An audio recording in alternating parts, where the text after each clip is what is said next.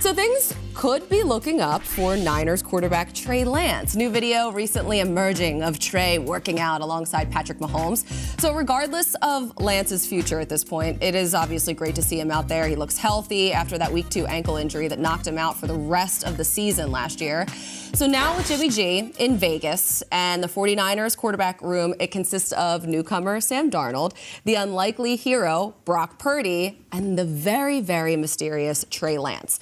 The Niners, they could keep Lance, they could trade Lance, but whatever ends up happening, it would be great to establish his value at this point because only 17 starts at North Dakota State and another 4 in the NFL, it's really difficult to do. So at this point, I just want to know, how should teams assess the worth of Trey Lance, Peter? That's so difficult because even his 4th start in the NFL last year, we only saw him play for, he didn't even finish out the first quarter. Yeah, I have no greater assessment of Trey Lance now in April of 2023 than I did when he was drafted in April of 2021. You got nothing? I have nothing. There's not a big enough sample size, and the way that Kyle Shanahan used him did him no favors either. And I hit my mean young Trey Lance. Kyle Shanahan ran the hell out of Trey Lance as if he was a running back. He's a quarterback. So the Shanahan offense had these visions of what we can do. Sure enough, Lance eventually is gonna, boom, there's the ankle, he's done. Like, if you look at the numbers that he had, they were outstanding on the ground. He ran the ball 16 times in 4 quarters last season. 16 times from a quarterback spot. If you charted that out over the course of an entire season, this is all carries. Based on the 5 quarters. This is what they planned on doing. I mean, honestly, if you were to do this, so how am I supposed to grade him? Look, if Trey Lance was in a traditional offense where he was, running 3 times and threw the ball 20 times in his first 5 quarters, maybe I'd have a better idea. But as a rookie, he was thrown into the fire and did not look great. In the offseason, we heard amazing things about him. Comes out, they lose to the Bears in that first game in a rainy tornado windstorm that basically not even a real game. Not even a real game. Yeah. And then he snaps his ankle in half in the first. How can I possibly assess him? So if I'm an opposing team, I look at him and I say, not my problem. You guys took him 3rd overall. Why don't you guys figure out what he is, and then you make the value on him, 49ers. If you think he's worthy of a 1st-round pick and you want to say that you'll trade, we'll pick up and we'll listen and we'll politely decline.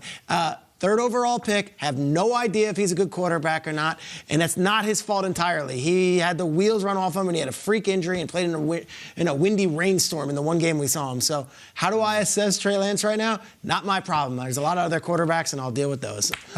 Not my problem. That's the headline right there. Not my problem. I love that. And if I'm another team, you're looking at it and you said you don't feel any differently than the draft when he came out. And that's where you have to go back for. If you're a team, you're looking at Trey Lance and when you do all this research and evaluation on quarterbacks as they're coming out, he obviously went 3rd overall to the 49ers. So you go back and you say, all right, what did we think of Trey Lance when he was coming out on draft night? And then you try to apply that to what you've seen in the preseason, any reps that you've seen. Does that mean, all right, because where we evaluate him last year, oh, he's worth a 3rd-round pick or wherever you had him in the draft? No, but I think that's where you look at to try to assess what his future possibly could be. You saw different traits, you saw different things within him to possibly put a 1st-round grade, a 2nd-round grade, wherever teams might have had him. And now as you look at the short sample size that you've had of him so far, do you see some of those traits coming to fruition? Do you see him making some of the throws that you saw coming out of college,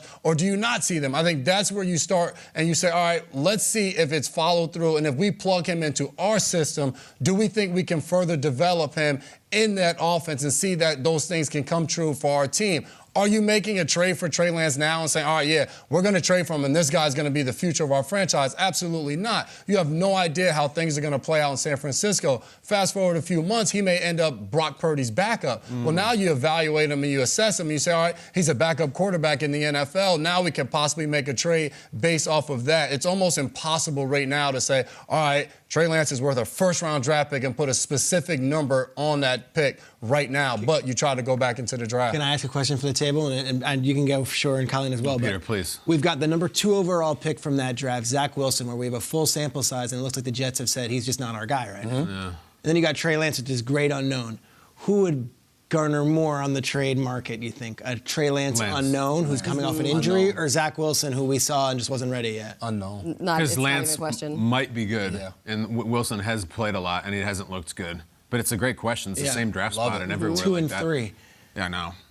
Well, the origin story of the Trey Lance thing is so fascinating.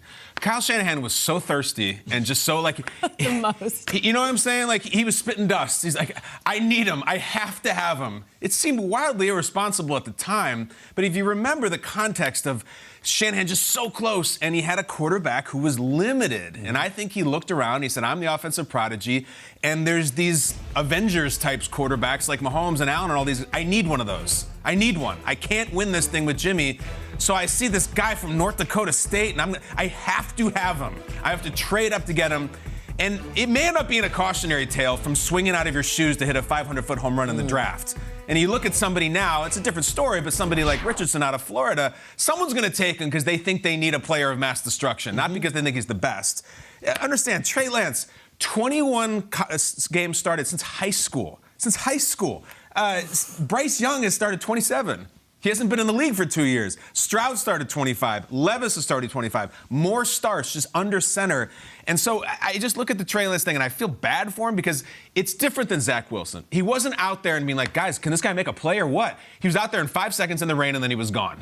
So I look at him, and I feel like he is so linked right now this season to him and Jordan Love, of these guys who have really important jobs in the scheme of things, are both first-round picks, but we don't know squat about them. I don't know if that guy's good. I don't know if Matt LaFleur knows that guy's good. The only thing you would try to look at with the 49ers is Shanahan must know if he's got it, at least from being in practice with him so much and going through so many drills. Like, can't Kyle Shanahan look at Trey Lance and be like, look, I know it's been rough and he got hurt, but believe me, he's got it. Or, you know, you start training camp and Brock Purdy's out there and it's just like it's an afterthought. Then it becomes a cautionary tale, again, of like, don't be so crazy at the draft where you just have to find the next Patrick Mahomes who'll do anything. And I think that's what they might have done. I mean, it was hard to justify that pick that they made and that move that they made. He'd been sitting out a year, and it may have blown up in their face. What's amazing is that in the last 2 years, since they've drafted Trey Lance, they went to an NFC Championship game one year and an NFC Championship game the next year, despite what appears to be, at the time, at the moment, right now, compared to the other talent at the top of that draft, perhaps a whiff on the 3rd overall pick and trading 2 first-round picks. I know. I honestly, I hate this so much for Trey Lance because of all the expectations that were put upon him, and he had no control over that. He had no control